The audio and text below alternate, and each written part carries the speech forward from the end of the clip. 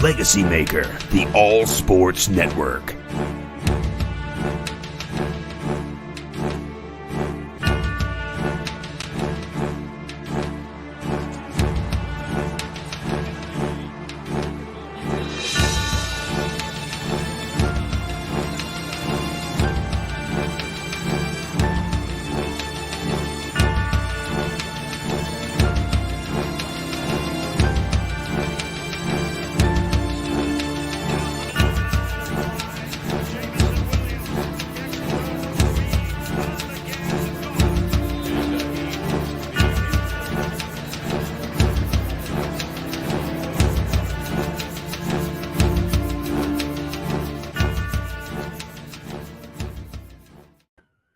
Ladies and gentlemen, welcome to Mock Draft Monday on the Legacy Sports Maker Network. I am Cody Stewart, your host.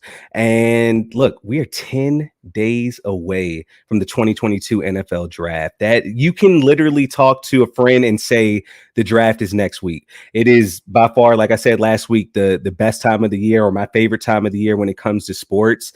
And today's episode it's going to be a lot of fun. I have a lot of trade scenarios that I can definitely see happening in next week's draft. Some teams trading up to get some players that they think is going to be able to help their franchise out, not just for next year, but for years to come. And I also want to let y'all know, I said it last week, and I'm going to say it again. We do have a very special draft special coming up this Sunday, April 24th at 9 p.m. Eastern time.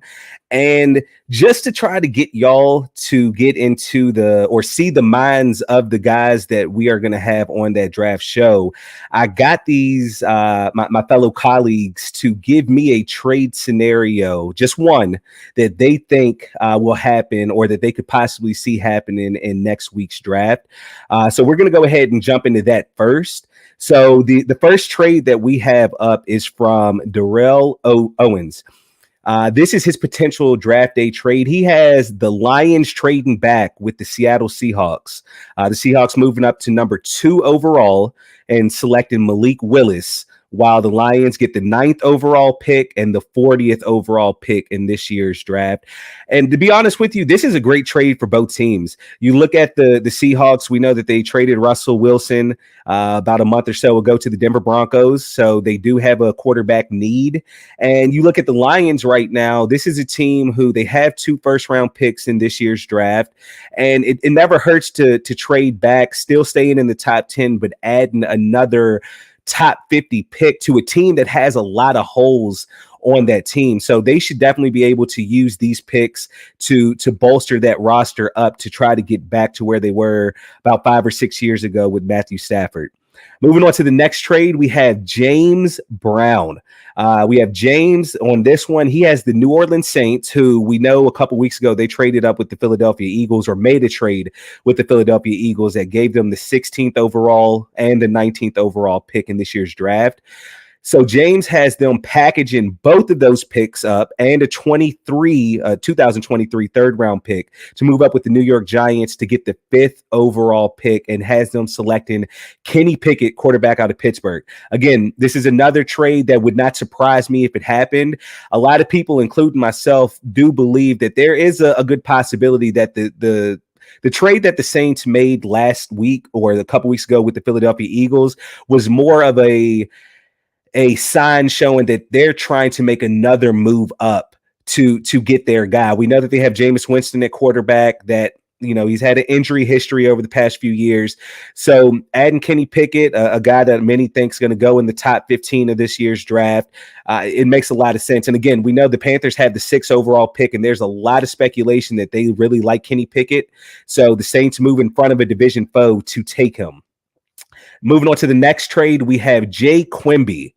He has the Steelers again moving up to the 5th overall pick with the New York Giants. The Giants getting the 20th overall pick in this year's draft and a 2023 first round pick. Jay has the Steelers taking Malik Willis, quarterback out of Liberty. So far we've seen 3 potential trades.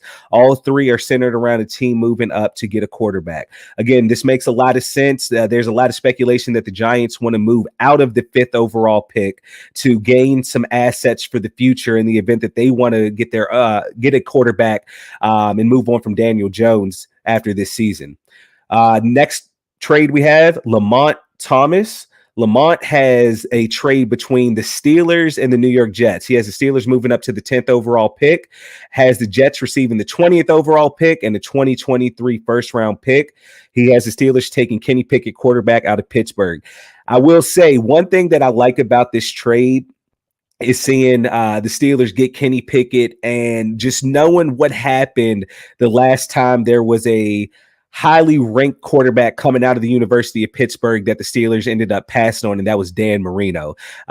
Some makes you think, are the Steelers, gonna make sure that this doesn't happen again? They take the quarterback that's been playing in their backyard for the past 3 or 4 seasons and hope that he has a career like Dan Marino did.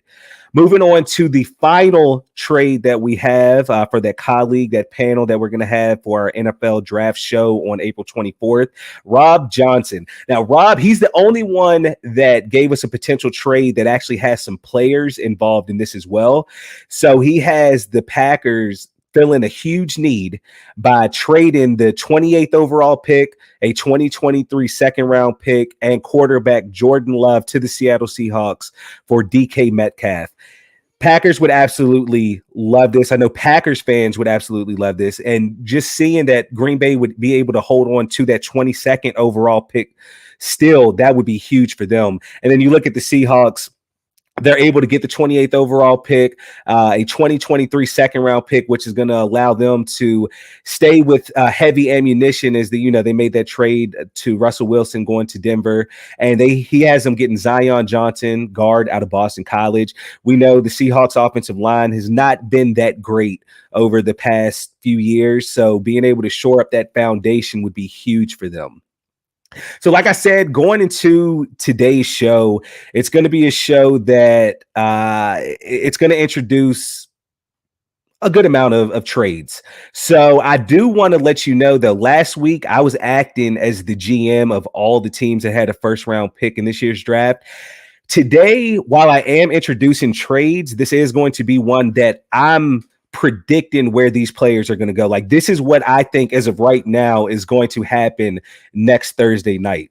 So I want to show you a chart that a lot of NFL teams use, or some version of this chart. And this is a draft value chart. So as you see, this is showing every single pick for the 2022 NFL draft, and every pick has a point total next to it.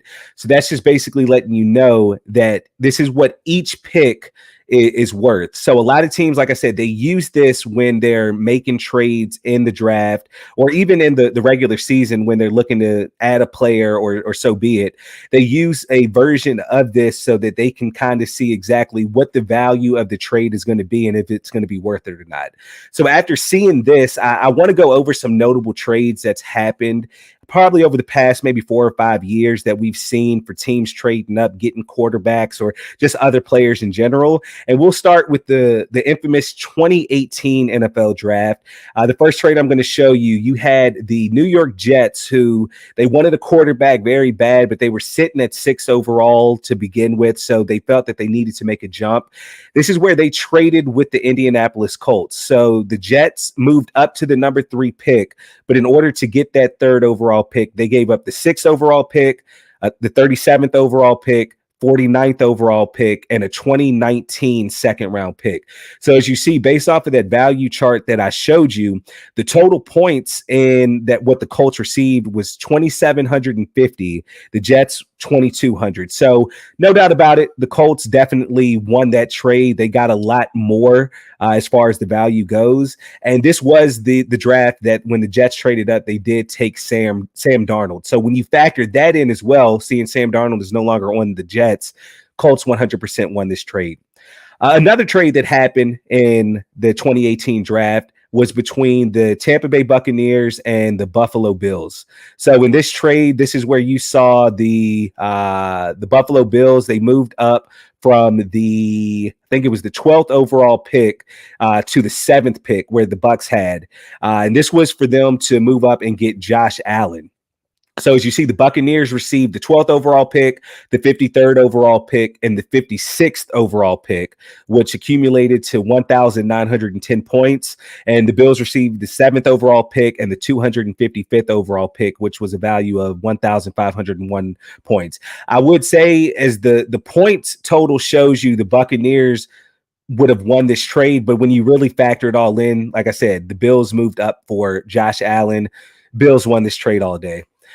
Moving on to another trade that we saw last year. It was dealing with the Philadelphia Eagles and the Miami Dolphins. So actually a trade that happened before this, the Dolphins were sitting at the 3rd overall pick, but the 49ers wanted to trade up to get in position to get a quarterback. So the Dolphins actually moved back to the 12th overall pick. But as the weeks leading up to the draft, the Dolphins, They wanted a wide receiver. They knew that sitting at 12, they weren't going to get the guy that they wanted. So they traded up with the Philadelphia Eagles. They sent the Eagles the 12th overall pick, the 123rd overall pick, and a 2022 first-round pick for the 6th overall pick and the 156th overall pick in that year's draft. And this was the draft that the Dolphins ended up getting Jalen Waddle.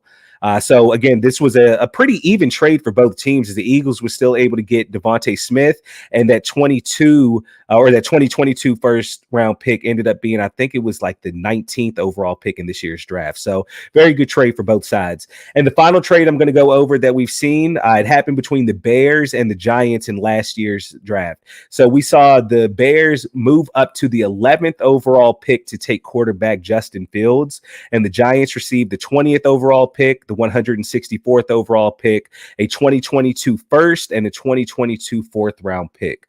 So this was just an exercise to show you exactly what the trades looked like over the past few years, adding in that point system so that you can kind of see where my thought process was in making some of these potential trades that you're going to see tonight.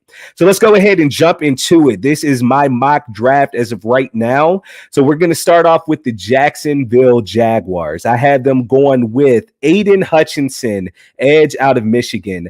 There's a lot of rumors swirling around this pick. Many think that the Jaguars are going to take Travon Walker out of Georgia. Something just tells me that this is the Jaguars trying to create a little smoke, because they know that if Aiden Hutchinson were to fall to the Detroit Lions, that a team would immediately, or that the Lions would definitely take him. So they're trying to get somebody to trade up with the Jaguars to take Aiden Hutchinson so that they can accumulate some more picks down the road. But when it's all said and done, I don't think that they're going to have too many takers trying to trade up. So that's why I have the Jaguars going with Aiden Hutchinson out of Michigan. Moving on to the 2nd overall pick, I have the Detroit Lions taking Kayvon Thibodeau, edge out of Oregon.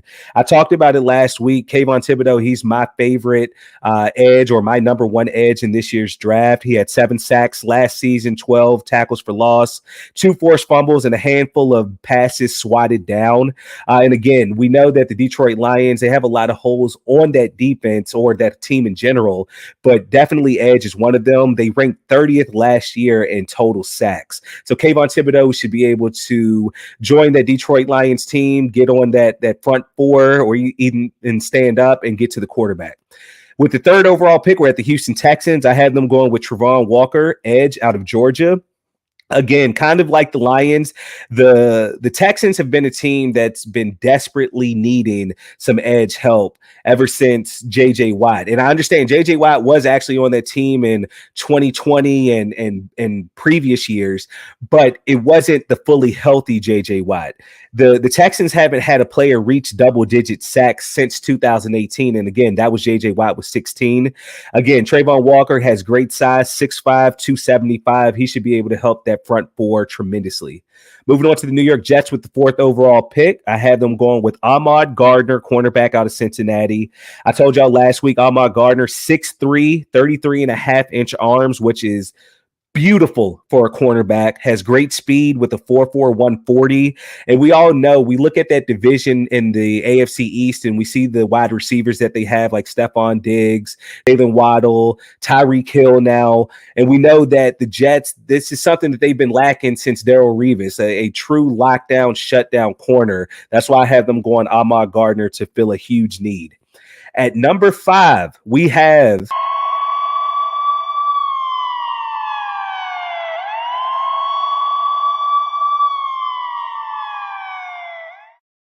We have our first trade of the night.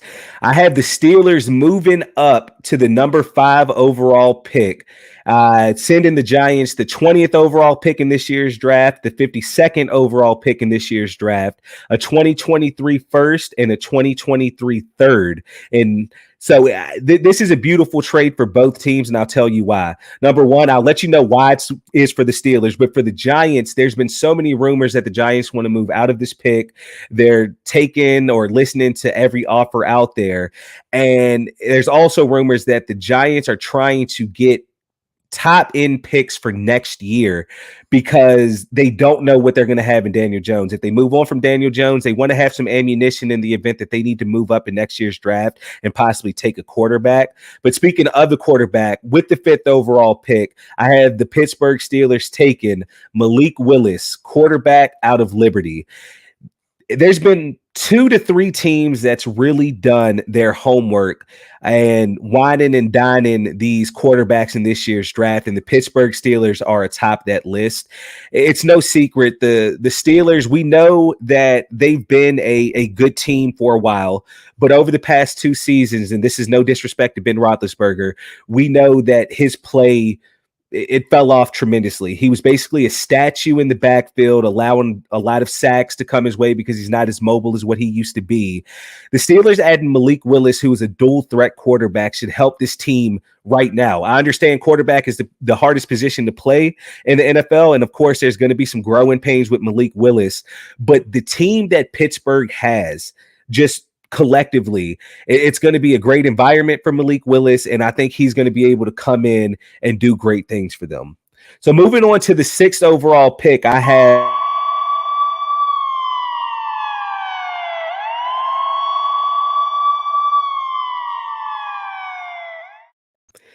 back-to-back trades in the top 6. I know I'm going crazy, but I have the Chargers, and I said this last week. I didn't go into full detail, but when I got to the Chargers pick last week, I did say this is a team that I truly see trading up in this year's draft. So I had the Chargers trading up with the Carolina Panthers. The Chargers get the 6th overall pick. The Panthers get the 17th overall pick, 79th overall pick, a 2023 first, and a 2023 4th round pick. And let me tell you why this trade makes a lot of sense for both parties. The Panthers gave up a lot of draft assets last year when they traded for Sam Darnold. So if they didn't make this trade, or if they don't make a trade in next Thursday's draft, the Panthers will select 6th overall, and then they don't have another selection until I believe it's 138 overall. So that's in the 4th round. So this is a team, again, they have some pretty big holes on their team, and because they had the 6th overall pick originally. So this is definitely a trade I can see the Panthers making to add more draft capital, and also in future years in the event that they don't take a quarterback this year and maybe they want to take one next year. And for the Chargers, like I said, this is a team that I have at the top of my list to trade up. And the reason being is they've shown their hand. They showed they're all in this season. The signings of J.C. Jackson, the trade for Khalil Mack, they're showing that they have a window with Justin Herbert, their phenomenal quarterback, still on a rookie deal. It's time to make the moves now to get that Super Bowl. So with the 6th overall pick, I have the Los Angeles Chargers trading up with the Panthers and selecting Evan Neal, offensive tackle out of Alabama. They took Rashawn Slater last year at 13th overall. He plays left tackle and was an absolute beast for them. Adding Evan Neal to the right side of this offensive line is going to make it almost impossible to get to Justin Herbert. And we know this is a division that has some very good pass rushers like a Bradley Chubb, like a now Chandler Jones for the Raiders. So adding Evan Neal not only helps you at right tackle, but if there were to be an injury somewhere on that line, as I said last week, Evan Neal played every position on the Alabama offensive line besides center. So he's very versatile and should help out this offensive line tremendously. Moving on to the 7th overall pick, we're at the New York Giants, and I had them going with Akeem Ekwonu, offensive tackle out of NC State. Really don't need to go into too much detail here. I said it all last week. The Giants need help on the offensive line, and adding him, he has this mean streak to him. It's going to bring an attitude to the offensive line for the Giants that they desperately need. Moving on to the 8th overall pick, we are at the Atlanta Falcons. I had the Atlanta Falcons going Jermaine Johnson, edge out of Florida State. The Falcons, they ranked dead last year in combined sacks with 18. They haven't had an edge rusher in quite some time. Adding Jermaine Johnson to that defense is a start. And like I said, one of the stories that I always say about Jermaine Johnson when I talk about him is he started his college career down in Georgia. He was part of the Georgia Bulldogs, but he wasn't getting the playing time like he thought he deserved. He transferred to Florida State last offseason. Ends up collecting 12 sacks, ends up being ACC Defensive Player of the Year. So what better fitting than to send him back to the state of Georgia where he started with the Atlanta Falcons. Moving on to the 9th overall pick, we have the Seattle Seahawks. I have them going Charles Cross, offensive tackle, Mississippi State. I've said it a couple times tonight. The Seattle Seahawks, they have a plethora of picks now, and not just this year, but in next year's draft and years to come because of that trade of sending Russell Wilson to the Denver Broncos. Their offensive line has been a liability for them for a little time. They had a all-pro in Dwayne Brown, but he's 36 years old now. They didn't re-sign him because of age and playability. So they need to, before looking for a quarterback, they need to get that foundation straight. They need to get that front five straight on that offensive line, and Charles Cross would be an excellent pick for them. Moving on to the number 10 overall pick, we are at the New York Jets. I had them going Garrett Wilson, wide receiver, Ohio State. The Jets have made it known this offseason that they are looking to get a receiver. They were in the sweepstakes for Tyreek Hill. There are rumors coming out with, possibly A.J. Brown of the Tennessee Titans maybe wanting out because the Titans don't want to give him the contract that he wants, and the Jets have been rumored to want to get him. So if none of that happens, though, the Jets getting what a lot of people believe is the best wide receiver in this year's draft, Garrett Wilson, is going to do wonders for Zach Wilson. They already have Corey Davis.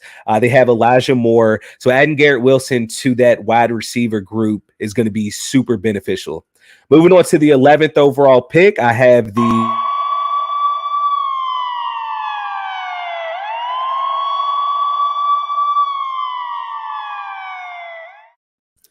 we have a DMV trade, a Beltway trade. The Baltimore Ravens move up from the 14th overall pick to get the 11th overall pick from the Washington Commanders. So as you see, the Commanders received the 14th overall pick, and then they're doing a little flipping. They're flipping to move up to the 45th overall pick, the 76th overall pick, and have the Ravens throwing in a 2023 third, while the Ravens get the 11th overall pick, move a couple spots back in the second round and with the 47th overall pick, and then drop out of the third round to the fourth round with the 113th overall pick. There's a guy that I'm going to talk about in just a second that I really believe that the Ravens felt they needed to jump, who holds the 12th overall pick, the Minnesota Vikings, to get this guy. So with the 11th overall pick, I have the Baltimore Ravens selecting Derek Stingley, cornerback out of LSU. When you think of the Baltimore Ravens, obviously the first thing that comes to your mind is a absolute beast defense. And one of the things that's helped that defense is great cornerback play. They were bit by a lot of injuries last year, and there's a cornerback on their team who, when healthy, he plays very well, but he has been hit by the injury bug quite a bit over the past few years, and that's Marcus Peters. And when you look at Marcus Peters' contract, he's actually, after this year, he becomes a free agent. So why not bring in a Derek Stingley Jr., who some believe is the best cornerback in this draft?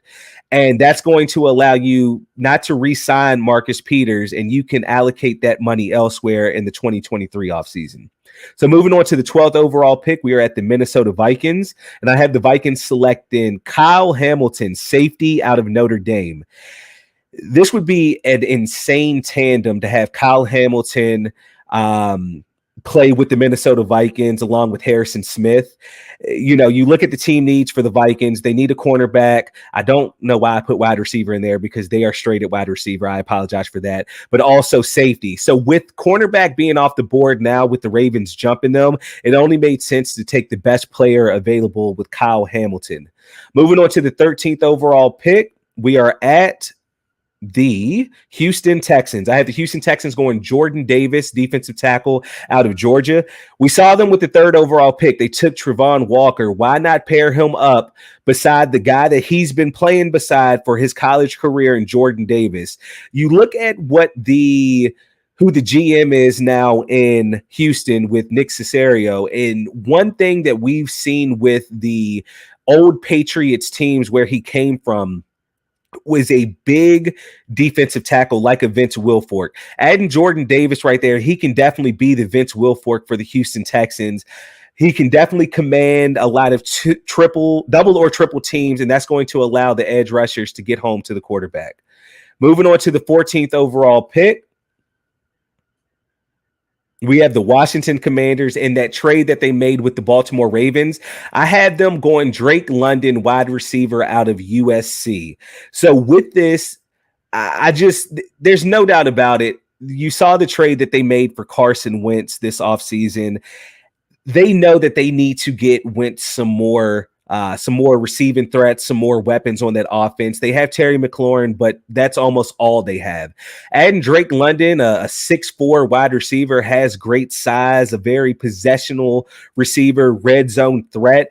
This should help take off the double and triple teams that Terry McLaurin is going to see, and it should open up the field for Carson Wentz to find some open receivers. Moving on to the 15th overall pick,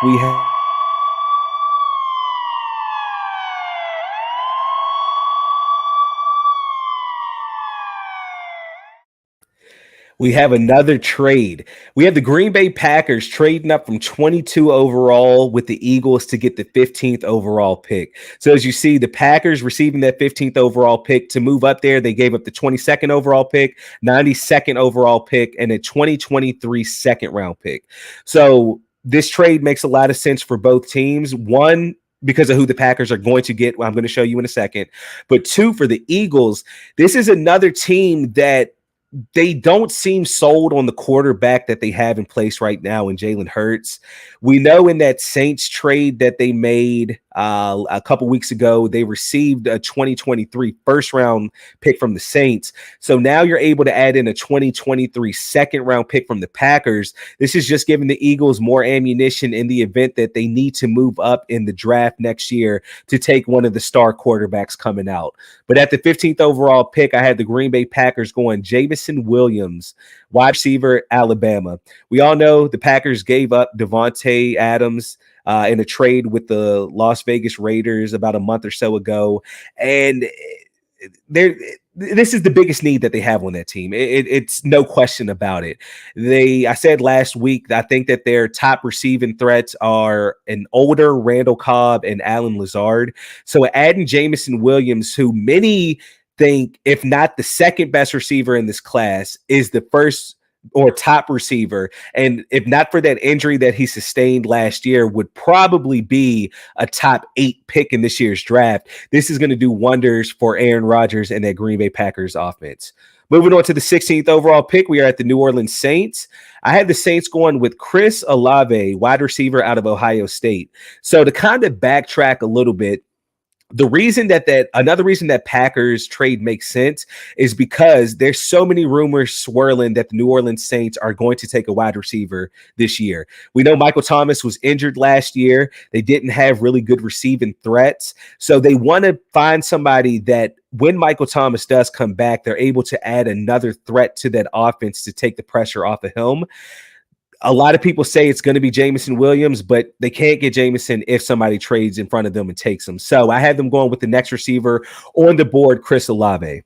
Moving on to the 17th overall pick, we are at the Carolina Panthers. I have the Carolina Panthers going with Kenny Pickett, quarterback, Pittsburgh. Again, this is something that would be a dream scenario for the Carolina Panthers. You move down from 6 to 17. You're able to still get the quarterback that many believe you want, and you're able to pick up more picks in this year's draft and future picks in next year's draft. So it makes a lot of sense. We all know that they've been experimenting with quarterbacks or trading for quarterbacks that they're hoping is going to work, signing quarterbacks like PJ Walker, hoping he's going to have the success that he did in the XFL. Nothing has really worked for them. Matt Rule, he's on the hot seat. He has to have a good season this year. And I think that he thinks Kenny Pickett might be able to buy him a little more time if he's able to come in and play well. With the 18th overall pick, we're at the Philadelphia Eagles, and they actually hold on to this pick, and they select Devin Lloyd, linebacker out of Utah. This guy, he's a Swiss Army knife. He can do it all. He can cover linebackers. He can cover running backs. He can rush the passer. He can make the tackles when it needs to be done. This is the perfect piece for the Eagles. He will be able to run that defense, be the captain of the defense for a decade plus.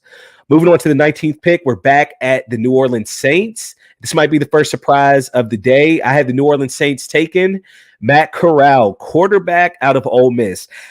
I'm going to tell you, like I said earlier in this show, there's no way that the Saints made that trade with the Eagles, giving up a future first-round pick and more, and they're not going to take a quarterback. I could definitely see them trading up like we saw in some of the trade scenarios from some of our guys that's going to be on the NFL draft show on April 24th. But if they are going to stay where they are at 16 and 19, there's going to be a quarterback there. And I believe that this is one of those that you're going to see. The Saints might have a lot of quarterbacks on their big board close to one another, so they don't mind who falls in their laps. I had them going Matt Corral, quarterback, Ole Miss. With the 20th overall pick, we are at the New York Giants in that trade that they made with the Pittsburgh Steelers. I have the New York Giants taking George Karlaftis, edge out of Purdue. I said it last week. The Giants, outside of offensive line, defensive line is another huge need for that team. They haven't had a double-digit sack guy on that team for quite some time. Edge is a need. George Karlaftis fits the profile. I know I said that he looks like a guy that would play in, I think I said the NFC North because I had him mocked to the Packers. But again, you look at New York, that's another cold city. He's built for the elements. New York Giants take George Karlaftis. At the 21st overall pick, we're at the New England Patriots, and I have them going with Zion Johnson, offensive guard, Boston College. Now, let me tell you, a lot of people feel that the Patriots are going to go best player available here. And to me, for my big board, that fits this. Zion Johnson, I said last week, he's a huge specimen. He can play multiple positions on that offensive line. But one thing people fail to realize is if you look at what the Patriots lost in the last 2 years in free agency, they've lost a couple offensive linemen like Shaq Mason, Joe Tooney. They need to protect Mac Jones. That's one of the biggest things for obviously any quarterback, but especially a young quarterback. So I had them going Zion Johnson, who should be able to anchor that offensive line for a long time. With the 22nd overall pick, we're back at the Philadelphia Eagles after they made that trade with the Green Bay Packers. I had them going Trent McDuffie, cornerback out of Washington. Cornerback is another need for this Philadelphia Eagles team. They have a shutdown in Darius Slay, but there's nobody else there. Darius can't do it all. Trent McDuffie, he's a ball player. He's a football player. He's a lockdown corner. I see it. This is a guy who, number one, him fall into 22 is a huge gift to the Eagles because there are a lot of people that think that he could very well go top 15 in this draft. But just seeing how the board fell, hearing a lot of the rumors that's going on, Trent McDuffie to the Eagles makes a lot of sense. With the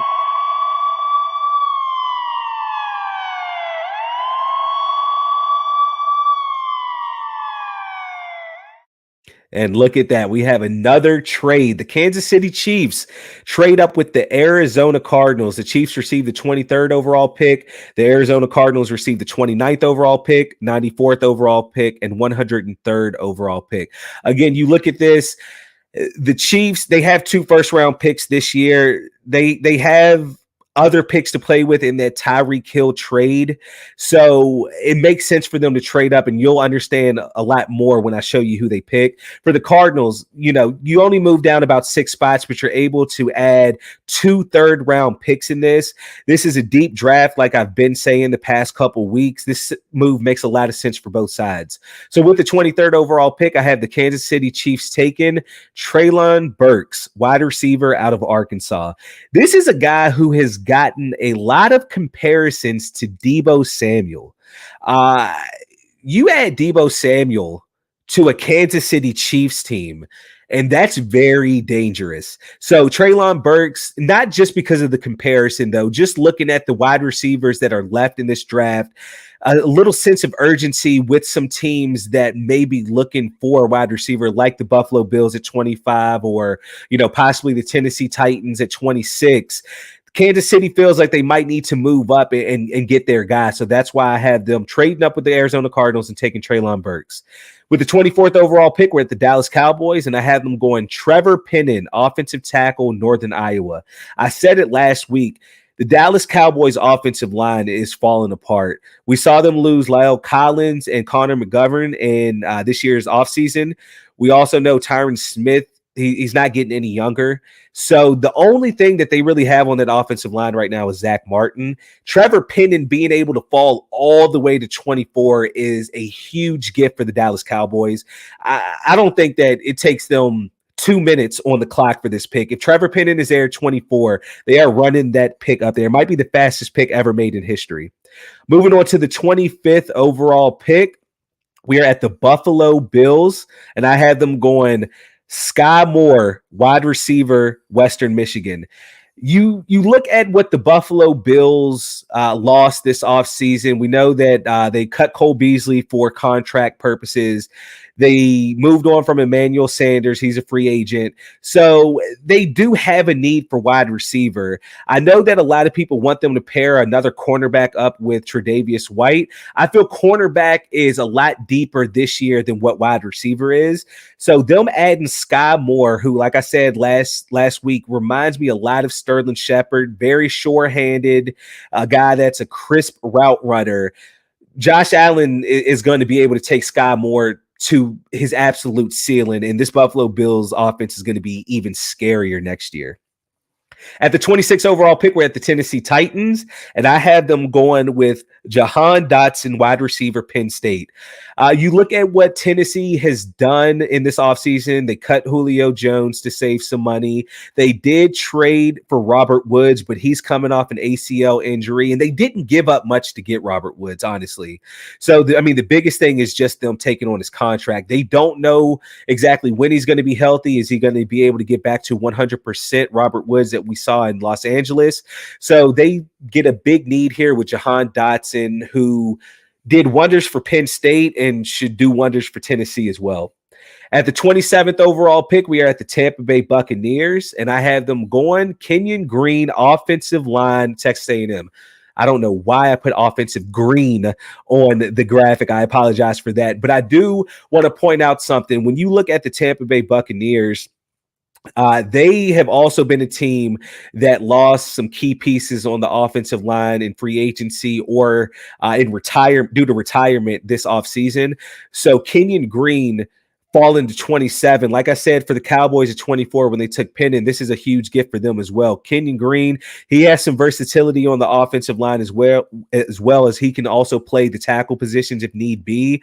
This would be huge for Tampa Bay. With the 28th overall pick, we are back at the Green Bay Packers. I had them going defensive tackle out of Georgia, Devontae Wyatt. This is something that kind of shocked me a little bit. When I was doing my mock, mind you, I probably did 8 different mocks this week or between last week and this week, and I just kept balling them up because it just didn't feel right. Guys kept slipping that I felt would go higher, and this is one of the guys that kept slipping for me. I finally had to say, you know what, this is my final mock. This is what we're going to go with for this week's show, and this is something that with Green Bay having multiple second-round picks as well, they could go best player available on their board. And I think at the 28th overall, Devontae White is the best player available on everybody's board at this point. So moving on to the 29th overall pick, we are at the Arizona Cardinals after they made that trade with the Kansas City Chiefs. I had the Arizona Cardinals going with Boye Mafe, edge out of Minnesota. Now, this is a guy who has shot up the draft boards since the combine. He's 6'3", 255. He ran a 4.5, 340. Last year in Minnesota, he had 7 sacks and 10 tackles for loss. He's a guy that would fit a huge need for the Arizona Cardinals as they lost Chandler Jones in the offseason.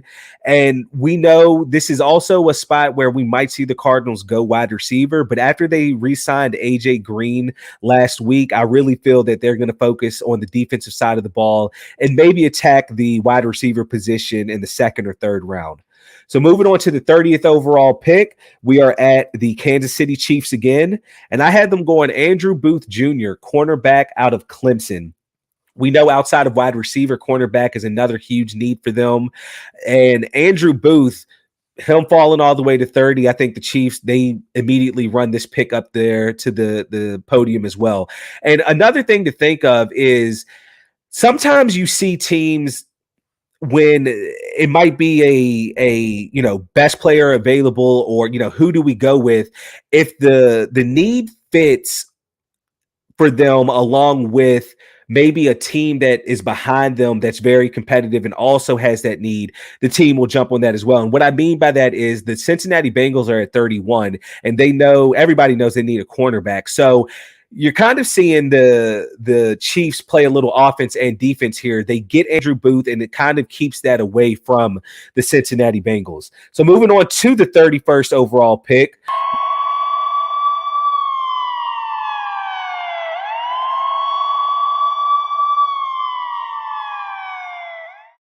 We have a trade. That's what we have. I had the Atlanta Falcons trading up from the 43rd overall pick to get the 31st overall pick from the Bengals.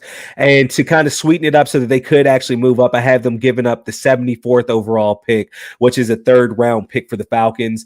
Again, the Falcons, they have 2 second-round picks this year, and I believe they also have 2 third-round picks this year as well. So they do have some pieces to move.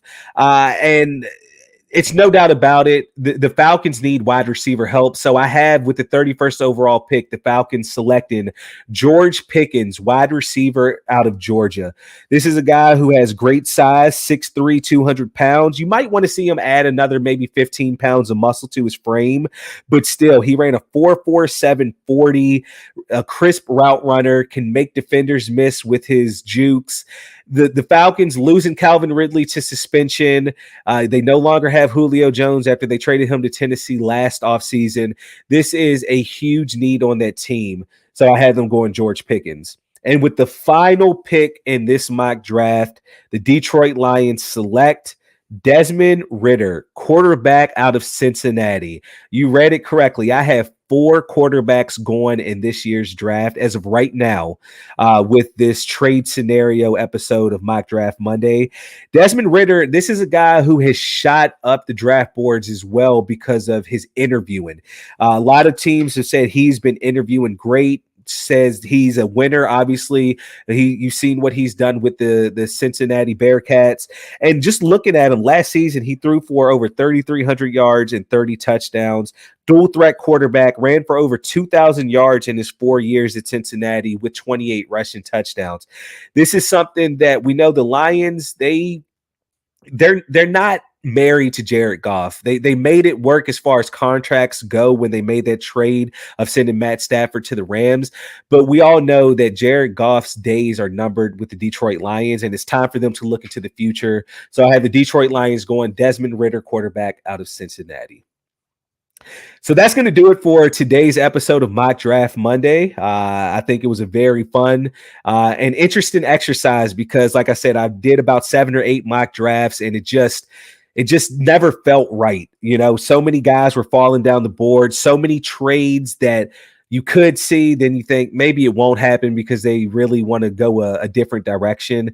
But again, it was fun. And I also just want to plug in again, don't forget this Sunday coming up, April 24th at 9 p.m. Eastern, me, Lamont Thomas, Darrell Owens, Jay Quimby, James Brown, Ty Montgomery, and Rob Johnson, we are going to give you a LegacyMaker Sports Network NFL Draft Special show. So please be on the lookout for that. But again, I'm Cody Stewart on the LegacyMaker Sports Network with Mock Draft Monday. I'll see y'all next week. LegacyMaker, the All Sports Network.